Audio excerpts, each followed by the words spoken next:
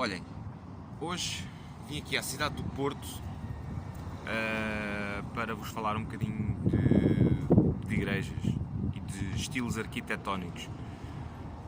Estamos na cidade do Porto. A cidade do Porto também é uma cidade muito importante, mas não é, na história de Portugal, não foi ao longo dos tempos tão importante como Lisboa, mas é uma cidade muito importante e tornou-se ainda mais importante no século XIX, sobretudo a partir do final do século XVIII e século XIX. Portanto, não é ainda a altura, a época que nós estudamos, mas tem aqui coisas super giras, com imensa piada e muito interessantes. Ora, vou só aqui mostrar o sítio onde eu estou. Ali há uma escola, aqui há um liceu também, o Liceu Passos Manuel. Passos Manuel foi um ministro da Educação muito importante do século XIX, vocês vão falar dele para o próximo ano.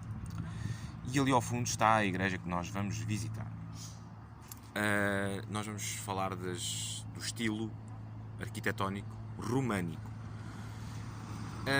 Esta igreja que nós vamos ver, reza a lenda que a igreja original, que já não é bem esta que está aqui, que já passaram mais de 1500 anos, desde que ela foi construída, dizem, terá sido construída por um rei suevo, um rei chamado Teodomiro.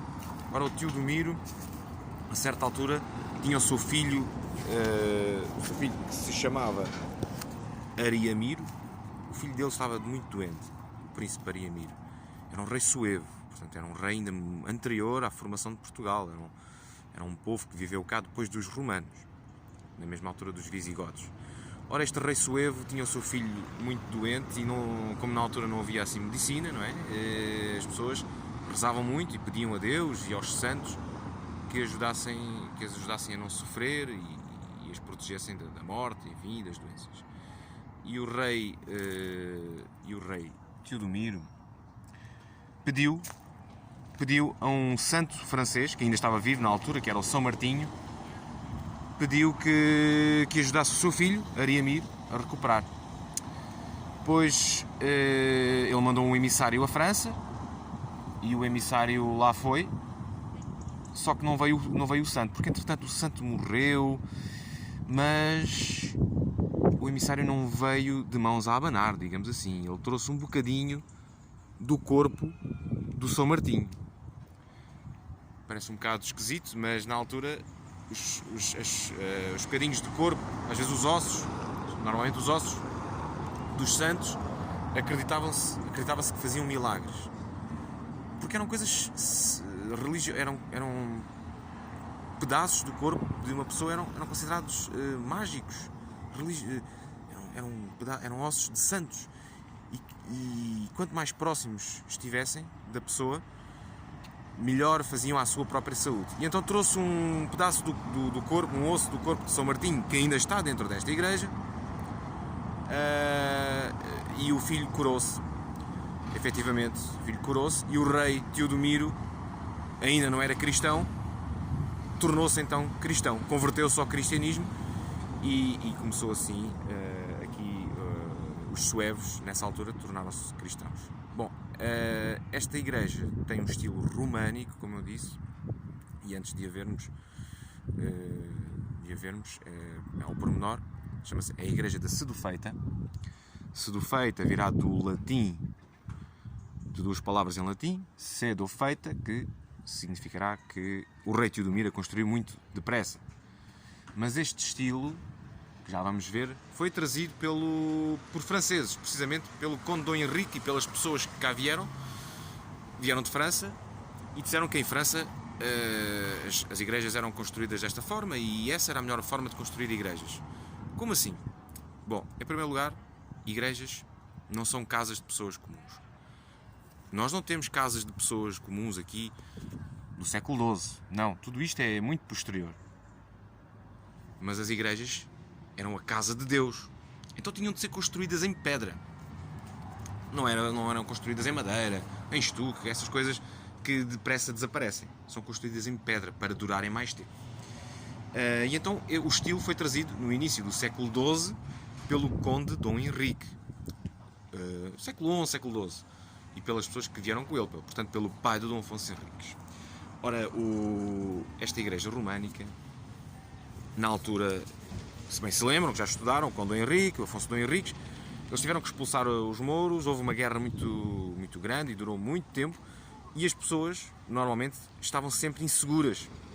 Havia sempre muitos assaltos e roubos e mortes e pequenas guerras, e muita gente às vezes morria. E então as pessoas precisavam de um sítio para se resguardarem, onde pudessem estar mais seguras. E é aí que entra estas igrejas. Reparem.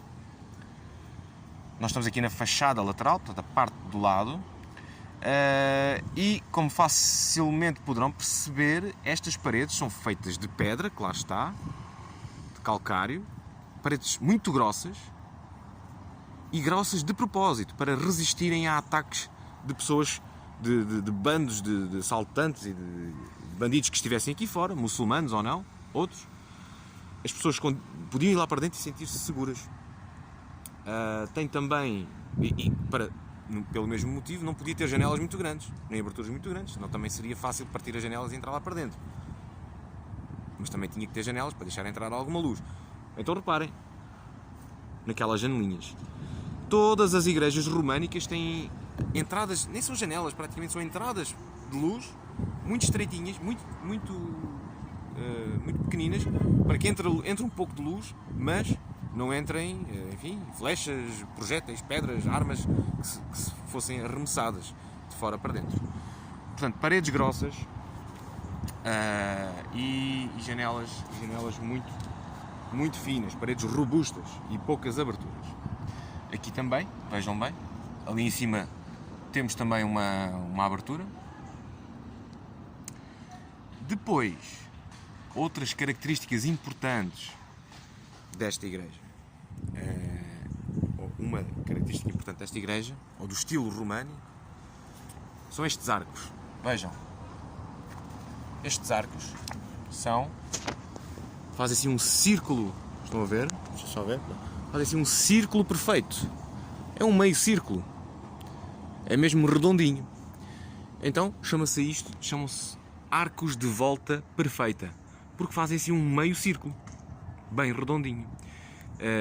E isto é outra das características, das igrejas românicas. Outra característica que nós podemos ver aqui, olha, e vejam aqui no portal. Normalmente as igrejas românicas têm desenhos esculpidos no portal, esta não tem, mas diz ali: Teodomiro, rei glorioso, construiu este mosteiro, porque havia um mosteiro aqui, um mosteiro onde estão normalmente frades a viver, uma comunidade religiosa, mas isto é só uma igreja, o mosteiro já foi destruído. Construiu este mosteiro para a glória do grande Augusto, etc. Portanto, isto está em latim. E no ano, ali está, ano de 1000, isto foi recuperado, 500, no ano 750 e 60, 767. Pronto, foi construído em 767. E outra das características, como eu estava a dizer, são estes capitéis. Vejam bem, isto tem aqui umas colunas e depois tem o arco. Mas entre a coluna e o arco estão capitéis. São estes elementos decorativos que aqui estão. Ora, eles têm desenhos, como vocês podem ver. Têm desenhos esculpidos na pedra. Conseguimos ver talvez um animal, uma gazela. Aqui talvez uma ave. Aqui outros animais. E como são esculpidos na pedra, diz-se que são esculpidos em baixo relevo. Um relevo é uma coisa que tem uma certa altura. Vejam, por exemplo, isto é relevo. Vão ver? Isto é um relevo. É um baixo relevo porque são esculpidas para dentro. Cá está, como aquilo. São desenhos esculpidos na pedra, nos capitéis.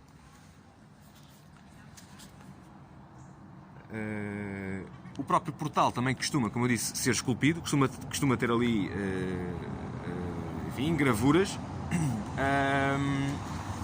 Neste caso não tem, mas o objetivo destas inscrições em baixo relevo era mostrar às pessoas cenas da vida de Jesus, porque as pessoas não sabiam ler. E pronto, e quando os padres contavam, os padres da altura, quando davam missas, muitas vezes falavam em latim, e as pessoas nem percebiam o latim, eram obrigados a falar latim. E as pessoas comuns não falavam latim, pronto. Mais ou menos, se calhar no início, mas quando o Dom Henrique veio, já muito pouca gente falava latim, já se falava um galaico ou português, ninguém percebia. Então, e como não sabiam ler também, então os artistas, os mestres que faziam estas igrejas, esculpiam cenas da vida de Jesus para que as pessoas cá fora pudessem ver e pudessem conhecer. Esta é uma igreja muito pequena, ainda assim, é muito pequena. Esta é uma entrada lateral. Aqui está, por exemplo, neste portal tem um cordeiro, e vocês já sabem que o cordeiro é um símbolo do cristianismo. Serve também de habitação de alguns pombos, para alguns pombos. Tem uma torre de sino, uma torre sineira, uma torre com sinos lá em cima. Mas esta igreja é, na verdade, das mais pequenas. É das mais antigas, mas é das mais pequenas que existem cá no norte. E há muitas no norte do país, muitas. Românicas e góticas, que são as outras que vamos ver a seguir. Mas como eu estava a mostrar, é muito pequena. Temos essencialmente duas construções. As igrejas, como esta, uma igreja românica, e cruz. E depois, já a seguir, vão ver a Sé do Porto. Como, há uma Sé no Porto, há em Lisboa, há em Braga, nas cidades mais importantes. Há uma igreja maior, como vocês vão ver, que era a sede, que era a igreja mais importante daquele local. E já vamos ver isso.